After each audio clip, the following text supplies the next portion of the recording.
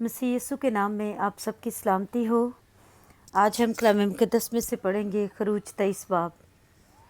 तो झूठी बात ना फैलाना और नारास्त गवाह होने के लिए शरीरों का साथ ना देना, बुराई करने के लिए किसी भीड़ की पैरवी ना करना और ना किसी मुकदमा में इंसाफ का खून कराने के लिए भीड़ का मुंह देखकर कुछ कहना और ना मुकदमा में कंगाल की तरफदारी करना।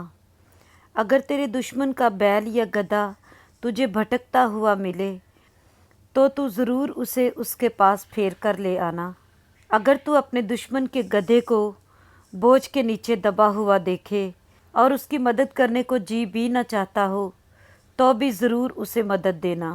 तू अपने कंगाल लोगों के मुकदमा में इंसाफ का खून न करना, झूठे मामला से दूर रहना और बेगुनाहों और साधकों को कत्ल न करना, क्योंकि मैं शरीर को रास्त नहीं ठहराऊँगा। तू रिश्वत न लेना, क्योंकि रिश्वत बेनाओं को अंधा कर देती है और साधकों की बातों को पलट देती है। और परदेसी पर जुल्म न करना, क्योंकि तुम परदेसी के दिल को जानते हो, इसलिए कि तुम खुद भी मुल्क मिस्र में परदेसी थे।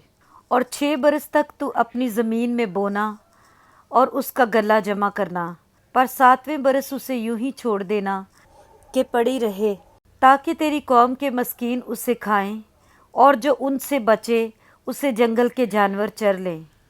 अपने अंगूर और जैतून के बाग से भी ऐसा ही करना।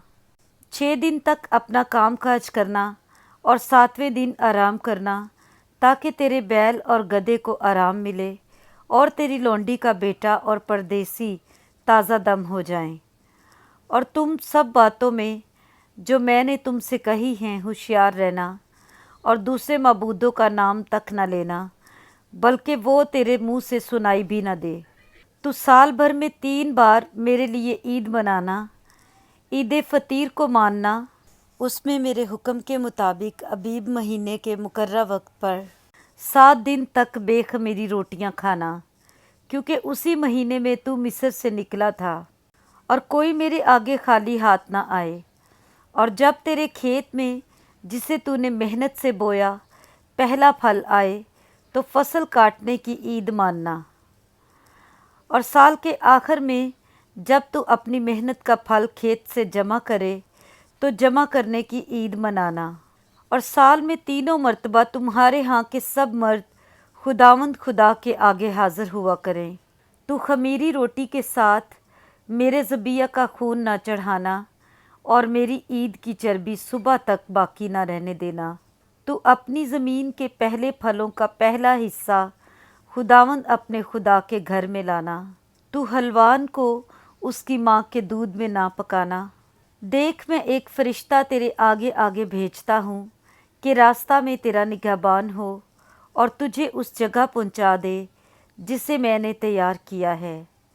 तुम उसके आगे होशियार रहना और उसकी बात मानना, उसे नाराज़ न करना, क्योंकि वो तुम्हारी ख़ता नहीं बख्शेगा, इसलिए कि मेरा नाम उसमें रहता है।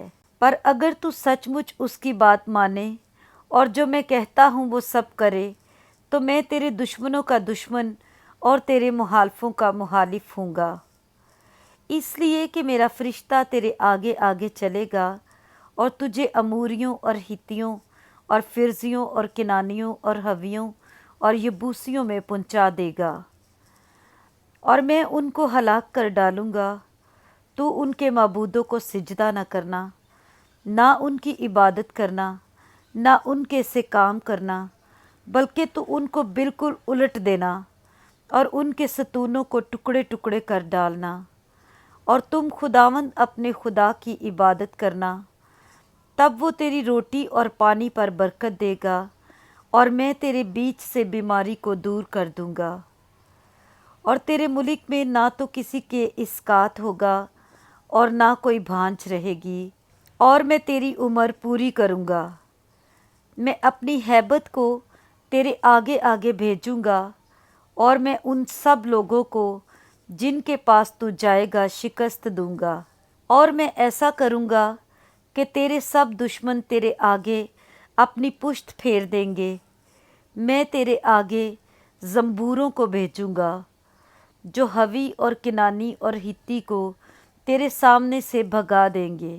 میں ان کو ایک ہی سال میں تیرے آگے سے دور نہیں کروں گا، تا نہ ہو کہ زمین ویران ہو جائے اور جنگلی درندے زیادہ ہو کر تجھے ستانے لگیں، بلکہ میں تھوڑا تھوڑا کر کے ان کو تیرے سامنے سے دور کرتا رہوں گا، جب تک تو شمار میں بڑھ کر ملک کا وارث نہ ہو جائے۔ میں بحر کلزم سے لے کر فلسطینیوں کے سمندر تک اور بیابان سے لے کر نہر فرات تک تیری حدیں باندھوں گا، کیونکہ میں اس ملک کے باشندوں کو تمہارے ہاتھ میں کر دوں گا، اور تو ان کو اپنے آگے سے نکال دے گا۔ تو ان سے یا ان کے معبودوں سے کوئی عہد نہ باندھنا، وہ تیرے ملک میں رہنے نہ پائیں، تا نہ ہو کہ وہ تجھ سے میرے خلاف گناہ کرائیں، کیونکہ اگر تو ان کے معبودوں کی عبادت کرے تو یہ تیرے لیے ضرور پھندہ ہو جائے گا۔ آمین۔ پاک کلام کے پڑھے اور سنے جانے پر خداوند کی برکت ہو۔ آمین۔